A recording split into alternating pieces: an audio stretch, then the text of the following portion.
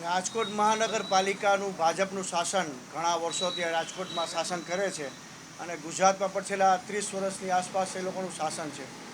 આ શાસન માત્ર અને માત્ર અપરાધીઓને, ગુનાહિત પ્રવૃત્તિઓને અને ગેરકાયદેસર પ્રવૃત્તિઓ કરનારાને પ્રોટેક્શન આપતું એવું પ્રકારનું વર્તન કાયમ માટે સરકારનું રહ્યું છે.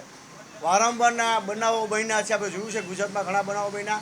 રાજકોટ મહાનગરપાલિકામાં આવડા અઘટિત બનાવો બની ગયા, તેમ છતાં પણ ભ્રષ્ટાચારની એક પરંપરા સમૂહ આ ભાજપ શાસન આજે પણ આવા ગેરકાયદેસર નિર્ણયો કરી અને પ્રજાના જીવને જોખમમાં મૂકી અને પોતાના વ્યક્તિગત હિતોને સાધવા અથવા પોતાની પાર્ટીના હિતોને સાધવા માટેના કાર્યક્રમો કરતી હોય એવું જણાય છે. આ કેસમાં જે ગોકુલ હોસ્પિટલને રોડ ઉપર બ્રિજ બનાવવા માટેની પરમિશન જનરલ બોર્ડમાં આપવામાં આવી છે, એ જનરલ બોર્ડનો જે ઠરાવ છે એ ગુજરાત રાજ્યના જીડીસીઆરના નિયમો વિરુદ્ધનો છે.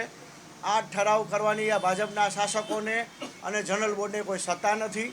અમે એ બાબતની કાયદેસરની બધી લીગલ જે પ્રોસેસ અમારી છે એ જાણી અને પછી અમને એવું લાગ્યું કે આ બાબતમાં અમારે પ્રજાના હિતમાં આને ચેલેન્જ કરવી છે.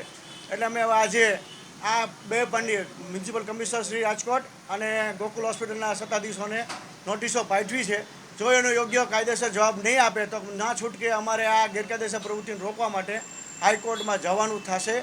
અને અમે બરાબર રીતે મકમથી રાજકોટ શહેર કોંગ્રેસ સમિતિ અને પ્રદેશ કોંગ્રેસ ભાજપના તમામ પ્રકારના ભ્રષ્ટાચારોને દૂર કરવા માટે અને ઉગાડા પાડવા માટે મહેનત કરી. ગુજરાત પ્રદેશ કોંગ્રેસ સમિતિ અને રાજકોટ શહેર કોંગ્રેસ સમિતિએ જે ભાજપ વિરુદ્ધ ભ્રષ્ટાચારની મુહિમ ઉપાડી છે એ પૈકીનું આ એક છે. આ ગોકુલ હોસ્પિટલ જે વિદ્યાનગર અને મંગળા રોડ ઉપર આવેલી છે, તે લોકોએ બ્રિજ કે આપણે પુલ, જેને સાદી ભાષામાં પુલ કહે, એ બે રોડને કનેક્ટેડ કરેલો છે જે કાયદેસરના જીડીસીઆરના નિયમ મુજબ નથી. આ લોકોએ જનરલ બોર્ડમાં ઠરાવ કરી ને ઠરાવ નંબર 71 2019ની અંદર ઠરાવ કરીને આ બ્રિજને મંજૂરી આપવામાં સ્પેશિયલ કેસ તરીકે આપી છે. તો મારે આપણે એ કહેવું છે કે જીડીસીઆરના નિયમ છે એ જીડીસીઆરના નિયમને ફોલો કરવાનું હોય જનરલ બોર્ડને, કે જીડીસીઆરના નિયમની વિરુદ્ધ જઈને કોઈ પણ કાયદાનું પાલન કરવાનું હોય.